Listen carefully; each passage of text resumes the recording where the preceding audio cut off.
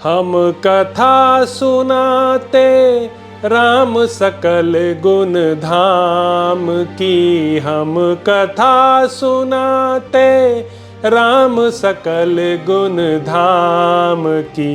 ये रामायण है पुण्य कथा श्री राम की।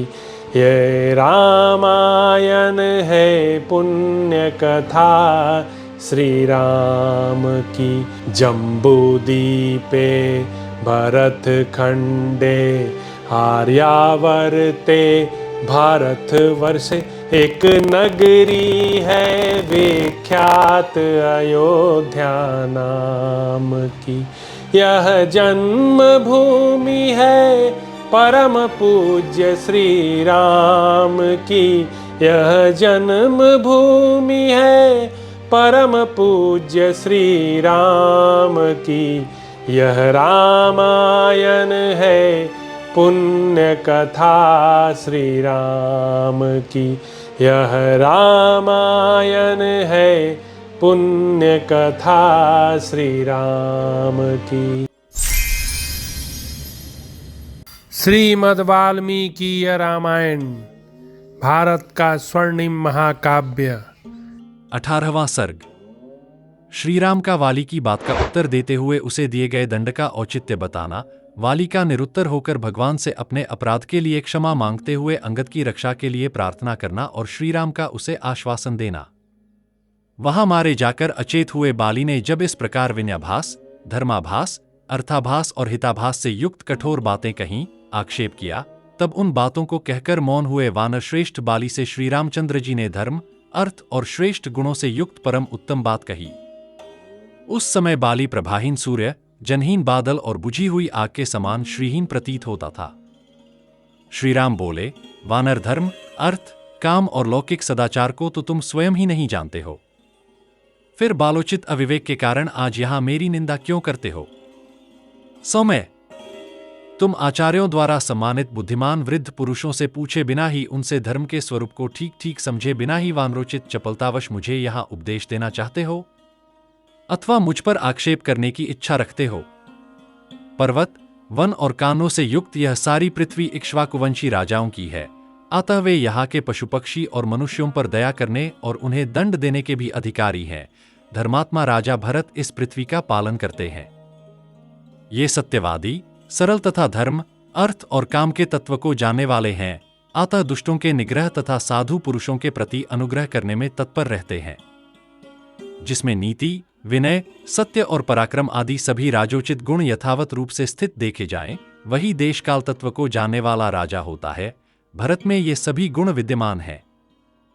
भरत की ओर से हमें तथा दूसरे राजाओं को यह आदेश प्राप्त है कि जगत में धर्म के पालन और प्रसार के लिए यत्न किया जाए। इसलिए हम लोग धर्म का प्रचार करने की इच्छा से सारी पृथ्वी पर चिचरते रहते हैं। राजाओं में श्रेष्ठ भरत धर्म पर अनुराग रखने वाले हैं। वे समूची पृथ्वी का पालन कर रहे हैं। उनके रहते हुए इस पृथ्वी पर कौन प्राणी धर्म के विरुद्ध आचरण कर सकता है?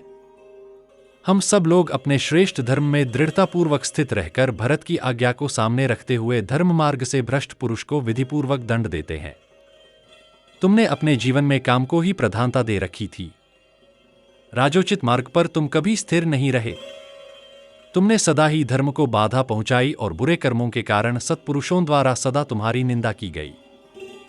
बड़ा भाई, पिता तथा जो विद्या देता है वह गुरु, ये तीनों धर्म मार्ग पर स्थित रहने वाले पुरुषों के लिए पिता के तुल्य माननीय हैं, ऐसा समझना चाहिए।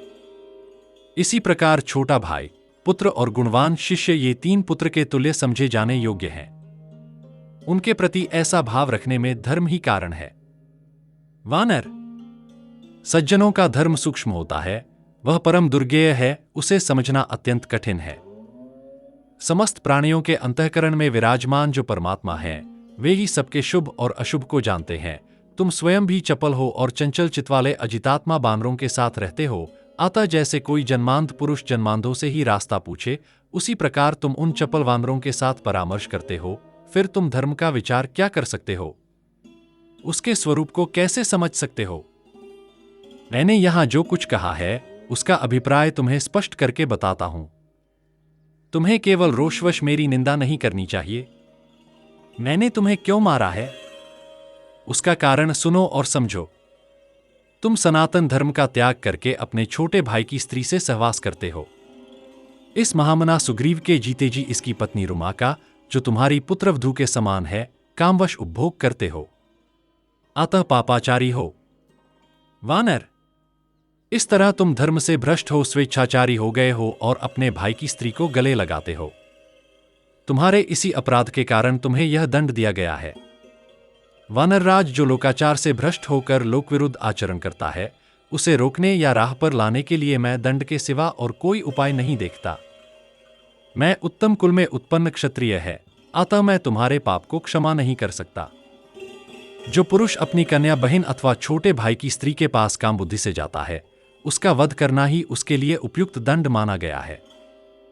हमारे राजा भरत हैं, हम लोग तो केवल उनके आदेश का पालन करने वाले हैं। तुम धर्म से गिर गए हो, अत तुम्हारी उपेक्षा कैसे की जा सकती थी। विद्वान राजा भरत महान धर्म से भ्रष्ट हुए पुरुष को दंड देते और धर्मात्मा पुरुष का धर्मपूर्वक पालन करते हुए कामासक्त स्वेच्छाचारी पुरुषों के निग्रह में तत्पर रहते हैं। हम लोग तो भरत की आज्ञा को ही प्रमाण मानकर धर्म मर्यादा का उल्लंघन करने वाले तुम्हारे जैसे लोगों को दंड देने के लिए सदा उद्यत रहते हैं। सुग्रीव के साथ मेरी मित्रता हो चुकी है। उनके प्रति मेरा वही भाव है जो लक्ष्मण के प्रति है। वे अपनी स्त्री और राज्य की प्राप्ति के लिए मेरी भलाई करने के लिए भी कटिबद्ध हैं। ऐने बानरों के समीप इन्हें स्वी और राज्य दिलाने के लिए प्रतिज्ञा भी कर ली है। ऐसी दशा में मेरे जैसा मनुष्य अपनी प्रतिज्ञा की ओर से कैसे दृष्टि हटा सकता है। ये सभी धर्मानुकूल महान कारण एक साथ उपस्थित हो गए, जिनसे विवश होकर तुम्हें उचित दंड देना पड़ा है। तुम भी इसका अनुमोदन करो।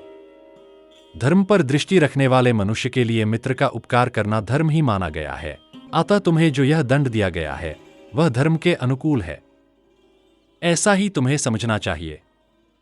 यदि राजा होकर तुम धर्म का अनुसरण करते तो तुम्हें भी वही काम करना पड़ता जो मैंने किया है।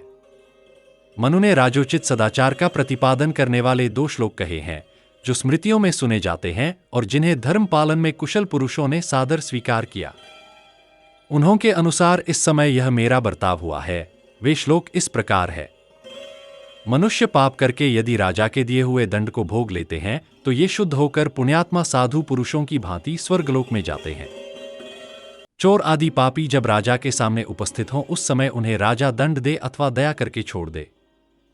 चोर आदि पापी पुरुष अपने पाप से मुक्त हो जाता है, किंतु यदि राजा पापी को उचित दंड नहीं देता तो उसे स्वयं उसके पाप का फल भोगना पड़ता है। तुमने जैसा पाप किया है वैसा ही पाप प्राचीन काल में एक श्रमण ने किया था। उसे मेरे पूर्वज महाराज मांधाता ने बड़ा कठोर दंड दिया था, जो शास्त्र के अनुसार अभीष्ट था। यदि राजा दंड देने में प्रमाद कर जाएं तो उन्हें दूसरों के किए हुए पाप भी भोगने पड़ते हैं, तथा उसके लिए जब वे प्रायश्चित करते हैं तभी उनका दोष शांत होता है। अतः वानर श्रेष्ठ, पश्चाताप करने से कोई लाभ नहीं है। सर्वथा धर्म के अनुसार ही तुम्हारा वध किया गया है, क्योंकि हम लोग अपने वश में नहीं हैं, शास्त्र के ही अधीन हैं। वानर शिरोमणे, तुम्हारे वध का जो दूसरा कारण है उसे भी सुन लो वीर। उस महान कारण को सुनकर तुम्हें मेरे प्रति क्रोध नहीं करना चाहिए। वानर श्रेष्ठ, इस कार्य के लिए मेरे मन में न तो संताप होता है और न खेद ही। मनुष्य, राजा आदि बड़े बड़े जाल बिछाकर, फंदे फैलाकर और नाना प्रकार के कूट उपाय, गुप्त गों के निर्माण आदि करके छिपे रहकर सामने आकर बहुत से मृगों को पकड़ लेते हैं, भले ही वे भयभीत होकर भागते हों या विश्वस्त होकर अत्यंत निकट बैठे हों। मांसाहारी मनुष्य, क्षत्रिय, सावधान, असावधान अथवा विमुख होकर भागने वाले पशुओं को भी अत्यंत घायल कर देते हैं, किंतु उनके लिए इस मृग्या में दोष नहीं होता। वानर, धर्मज्ञ राजर्षि भी इस जगत में मृग्या के लिए जाते हैं और विविध जंतुओं का वध करते हैं। इसलिए मैंने तुम्हें युद्ध में अपने बाण का निशाना बनाया है। तुम मुझसे युद्ध करते थे या नहीं करते थे, तुम्हारी बद्ध्यता में कोई अंतर नहीं आता, क्योंकि तुम शाखा मृग हो और मृग्या करने का क्षत्रिय को अधिकार है। वानर श्रेष्ठ, राजा लोग दुर्लभ धर्म, जीवन और लौकिक अभ्युदय के देने वाले होते हैं, इसमें संशय नहीं है। अतः उनकी हिंसा न करे, उनकी निंदा न करे, उनके प्रति आक्षेप भी न करे और न उनसे अप्रिय वचन ही बोले, क्योंकि वे वास्तव में देवता हैं जो मनुष्य रूप से इस पृथ्वी पर विचरते रहते हैं। तुम तो धर्म के स्वरूप को न समझकर केवल रोष के वशीभूत हो गए हो, इसलिए पिता पितामहों के धर्म पर स्थित रहने वाले मेरी निंदा कर रहे हो। श्रीराम के ऐसा कहने पर वाली के मन में बड़ी व्यथा हुई। इसे धर्म के तत्व का निश्चय हो गया। उसने श्री रामचंद्र जी के दोष का चिंतन त्याग दिया। इसके बाद वानरराज वाली ने श्री रामचंद्र जी से हाथ जोड़कर कहा, नरश्रेष्ठ, आप जो कुछ कहते हैं बिल्कुल ठीक है, इसमें संशय नहीं है। आप जैसे श्रेष्ठ पुरुष को मुझ जैसा निम्न श्रेणी का प्राणी उचित उत्तर नहीं दे सकता। मैंने प्रमादवश पहले जो अनुचित बात कह डाली है, उसमें भी आपको मेरा अपराध नहीं मानना चाहिए। रघुनंदन, आप परमार्थ तत्व के यथार्थ ज्ञाता और प्रजाजनों के हित में तत्पर रहने वाले हैं। आपकी बुद्धि कार्यकारण के निश्चय में निभ्रांत एवं निर्मल है। धर्मज्ञ, मैं धर्मभ्रष्ट प्राणियों में अग्रगण्य हूं और इसी रूप में मेरी सर्वत्र प्रसिद्धि है, तो भी आज आपकी शरण में आया हूं। अपनी धर्म तत्व की वाणी से आज मेरी भी रक्षा कीजिए। इतना कहते कहते आंसुओं से वाली का गला भर आया और वह कीचड़ में फंसे हुए हाथी की तरह आर्तनाद करके श्रीराम की ओर देखता हुआ धीरे धीरे बोला, भगवान, मुझे अपने लिए, तारा के लिए तथा बंधु बांधवों के लिए भी उतना शोक नहीं होता है जितना सुवर्ण का अंगद धारण करने वाले श्रेष्ठ गुण संपन्न पुत्र अंगद के लिए हो रहा है। मैंने बचपन से ही उसका बड़ा दुलार किया है। अब मुझे न देखकर वह बहुत दुखी होगा और जिसका जल पी लिया गया हो उस तालाब की तरह सूख जाएगा। श्री राम, यह अभी बालक है, उसकी बुद्धि परिपक्व नहीं हुई है। मेरा इकलौता बेटा होने के कारण तारा कुमार अंगद मुझे बड़ा प्रिय है। आप मेरे उस महाबली पुत्र की रक्षा कीजिएगा। सुग्रीव और अंगद दोनों के प्रति आप सद्भाव रखें। अब आप ही इन लोगों के रक्षक तथा इन्हें कर्तव्य अकर्तव्य की शिक्षा देने वाले हैं। राजन, नरेश्वर, भरत और लक्ष्मण के प्रति आपका जैसा बर्ताव है वही सुग्रीव तथा अंगद के प्रति भी होना चाहिए। आप उसी भाव से इन दोनों का स्मरण करें। बेचारी तारा की बड़ी शोचनीय अवस्था हो गई है। मेरे ही अपराध से उसे भी अपराधिनी समझकर सुग्रीव उसका तिरस्कार न करे, इस बात की भी व्यवस्था कीजिएगा। सुग्रीव आपका कृपा पात्र होकर ही इस राज्य का यथार्थ रूप से पालन कर सकता है। आपके अधीन होकर आपके चित्त का अनुसरण करने वाला पुरुष स्वर्ग और पृथ्वी का भी राज्य पा सकता और उसका अच्छी तरह पालन कर सकता है। मैं चाहता था कि आपके हाथ से मेरा वध हो, इसीलिए तारा के मना करने पर भी मैं अपने भाई सुग्रीव के साथ द्वंद्व युद्ध करने के लिए चला आया। श्री रामचंद्र जी से ऐसा कहकर वानरराज वाली चुप हो गया। उस समय उसकी ज्ञान शक्ति का विकास हो गया था। श्री रामचंद्र जी ने धर्म के यथार्थ स्वरूप को प्रकट करने वाली साधु पुरुषों द्वारा प्रशंसित वाणी में उससे कहा, वानर श्रेष्ठ, तुम्हें इसके लिए संताप नहीं करना चाहिए। कपिप्रवर, तुम्हें हमारे और अपने लिए भी चिंता करने की आवश्यकता नहीं है, क्योंकि हम लोग तुम्हारी अपेक्षा विशेषज्ञ हैं। इसलिए हमने धर्मानुकूल कार्य करने का ही निश्चय कर रखा है। जो दंडनीय पुरुष को दंड देता है तथा जो दंड का अधिकारी होकर दंड भोगता है, उनमें से दंडनीय व्यक्ति अपने अपराध के फलरूप में शासक का दिया हुआ दंड भोग कर तथा दंड देने वाला शासक उसके उस फल भोग में कारण निमित्त बनकर कृतार्थ हो जाते हैं। अपना अपना कर्तव्य पूरा कर लेने के कारण कर्मरूप ऋण से मुक्त हो जाते हैं, अतः वे दुखी नहीं होते। तुम इस दंड को पाकर पाप रहित हुए और इस दंड का विधान करने वाले शास्त्र द्वारा कथित दंड ग्रहण रूप मार्ग से ही चलकर तुम्हें धर्मानुकूल शुद्ध स्वरूप की प्राप्ति हो गई। अब तुम अपने हृदय में स्थित शोक, मोह और भय का त्याग कर दो। वानर श्रेष्ठ, तुम दैव के विधान को नहीं लांघ सकते। वानरेश्वर, कुमार अंगद तुम्हारे जीवित रहने पर जैसा था उसी प्रकार सुग्रीव के और मेरे पास भी सुख से रहेगा, इसमें संशय नहीं है। युद्ध में शत्रु का मानमर्दन करने वाले महात्मा श्री रामचंद्र जी का धर्म मार्गक अनुकूल और मानसिक शंकाओं का समाधान करने वाला मधुर वचन सुनकर वानर वाली ने यह सुंदर युक्तियुक्त वचन कहा, प्रभो, देवराज इंद्र के समान भयंकर पराक्रम प्रकट करने वाले नरेश्वर, मैं आपके बाण से पीड़ित होने के कारण अचेत हो गया था। इसलिए अनजान में मैंने जो आपके प्रति कठोर बात कह डाली है उसे आप क्षमा कीजिएगा। इसके लिए मैं प्रार्थना पूर्वक आपको प्रसन्न करना चाहता हूं। इस प्रकार श्री वाल्मीकि निर्मित आर्ष रामायण आदि काव्य के किष्किंधा कांड में 18वां सर्ग पूरा हुआ। हम कथा सुनाते राम सकल गुण धाम की, हम कथा सुनाते राम सकल गुण धाम की।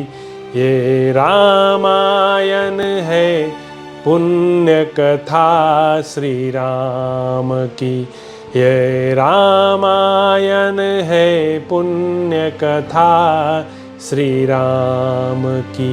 जम्बूदीपे भरत खंडे आर्यावर्ते भारत वर्षे एक नगरी है विख्यात अयोध्या नाम की। यह जन्म भूमि है परम पूज्य श्री राम की, यह जन्म भूमि है परम पूज्य श्री राम की। यह रामायण है पुण्य कथा श्री राम की, यह रामायण है पुण्य कथा श्री राम की।